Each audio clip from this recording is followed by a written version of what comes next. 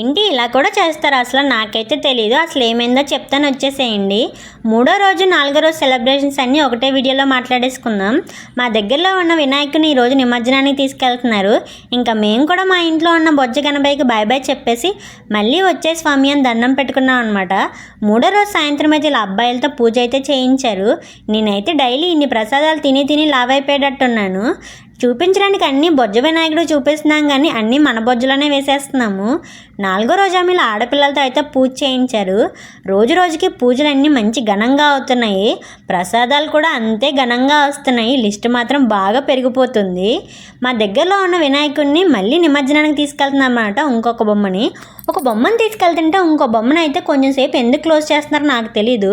మీకు ఎవరికైనా తెలిస్తే కింద కామెంట్ చేయండి. వాళ్ళ డీజేకి మా ఓ డ్యాన్స్ చూశారు కదా.